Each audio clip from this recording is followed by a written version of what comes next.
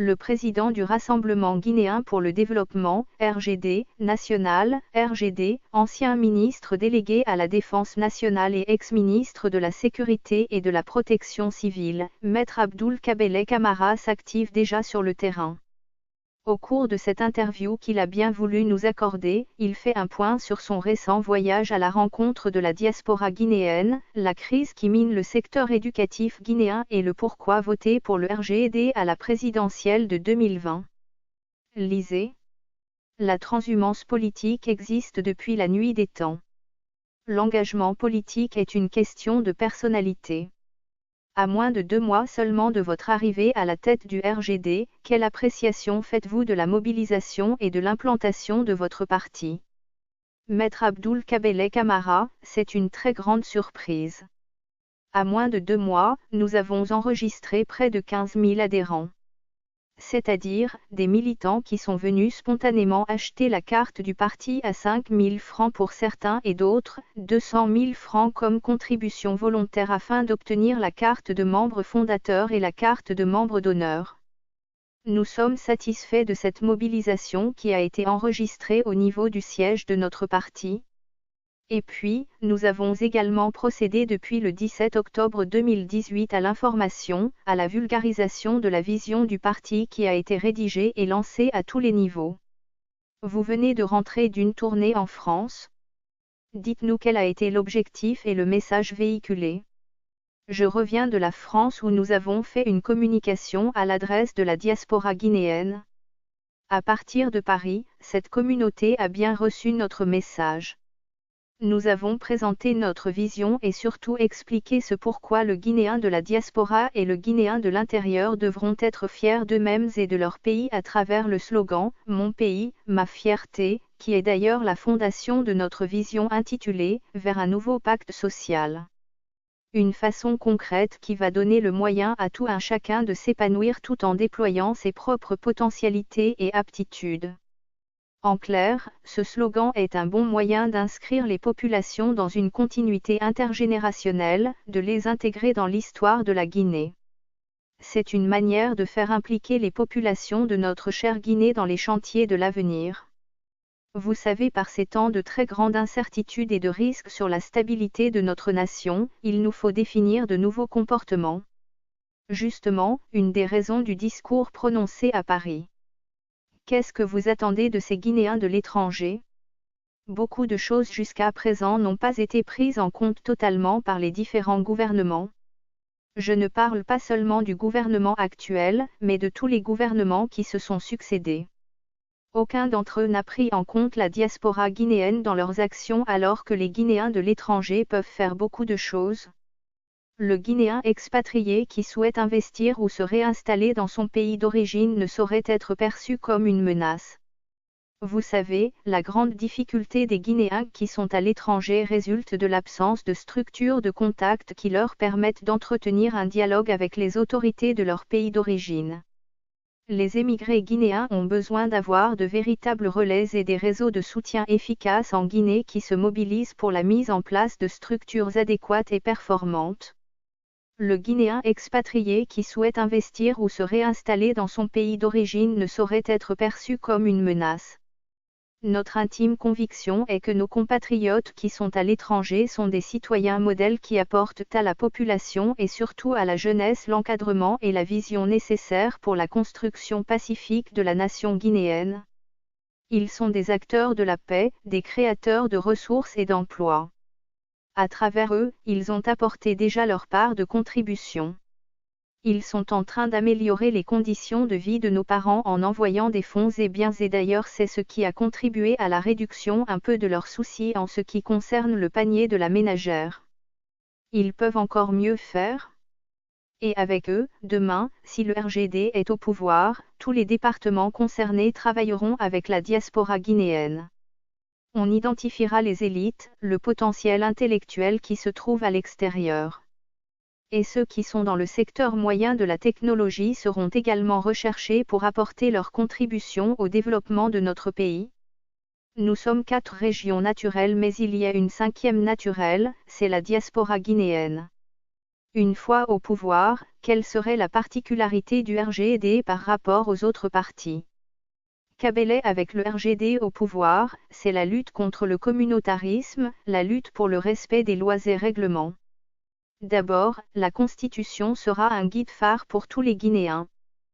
Tout le problème de la Guinée résulte à la non-application de nos lois et règlements. Avec le RGD, c'est la solidarité nationale qu'il faudra développer. Avec le RGD, demain au pouvoir, c'est l'amélioration de la qualité de vie de nos concitoyens, faire en sorte que nous puissions avoir une agriculture développée et mécanisée pour résorber la problématique de l'autosuffisance alimentaire. Avec le RGD, c'est travailler pour que nous puissions avoir l'énergie renouvelable aussi et construire des barrages pour faire en sorte que nous puissions développer nos industries.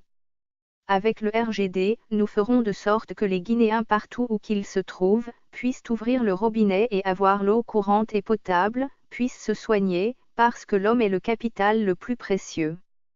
Ce qui va nous différencier des autres, c'est que pour le RGD, il est impératif de mettre en place des programmes spécifiques de promotion de l'employabilité des jeunes. Nous allons nous mobiliser pour la création d'un écosystème apte à répondre au développement d'infrastructures et de services.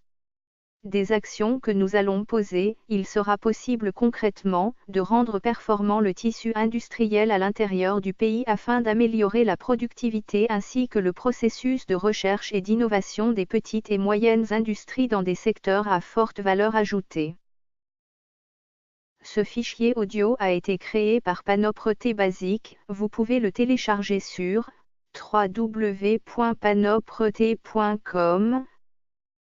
C'est de cette manière que nous allons voir nos jeunes et femmes créer des start-ups et contribuer sans contrainte au développement de leur terroir. Avec le RGD, la réduction des inégalités d'accès à la santé sera une préoccupation majeure.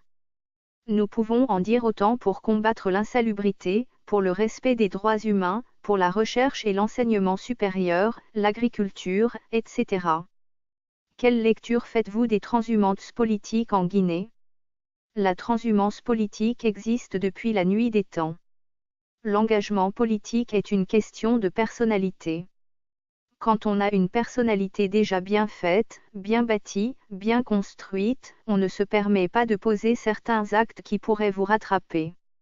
Je souhaite qu'au niveau du RGD ne viennent que des militants engagés comme des supporters de foot. Victoire ou pas, ils sont là en train d'applaudir.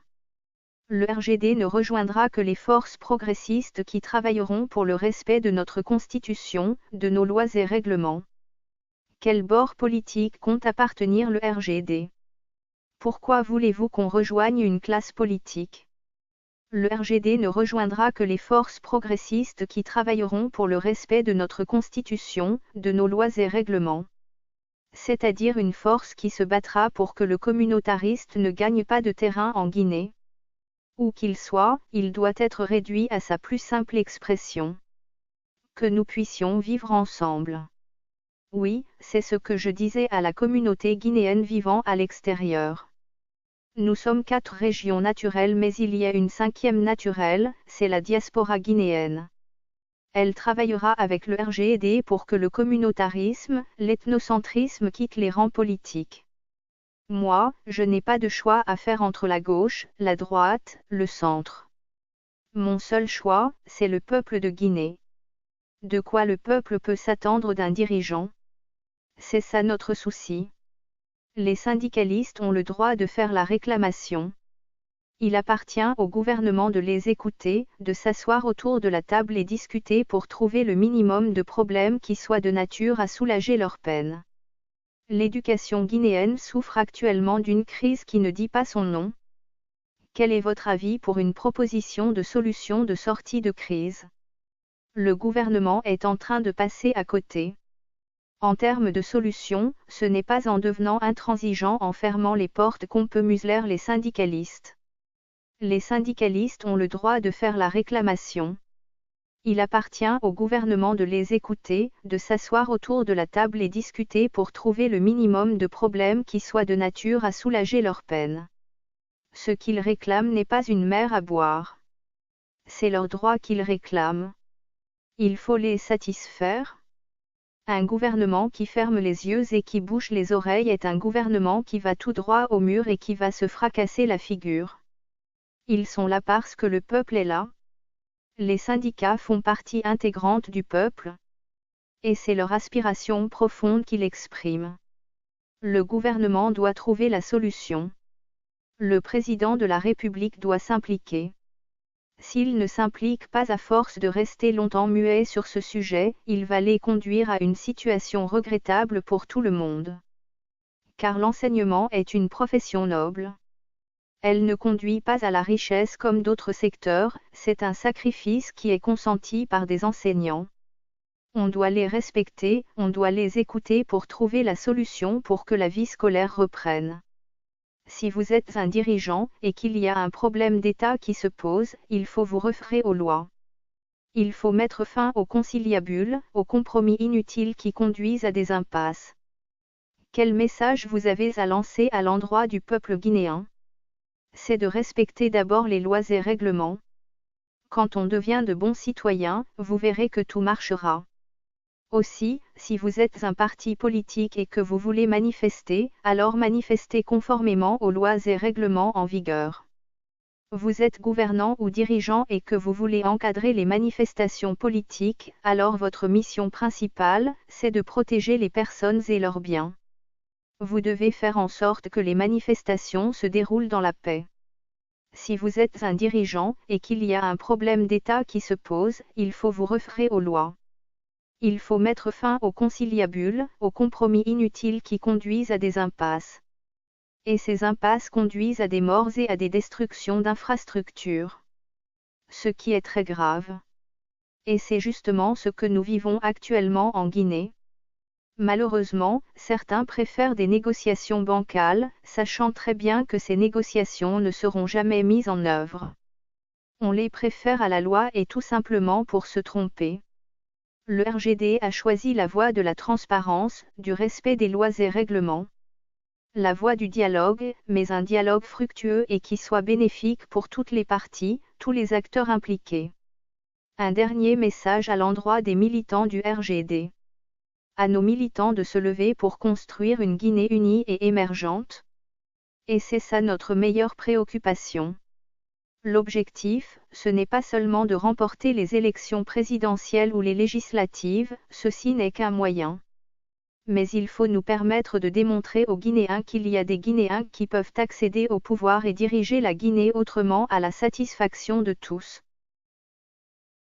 Ce fichier audio a été créé par Panopre Basic, vous pouvez le télécharger sur www.panopreter.com.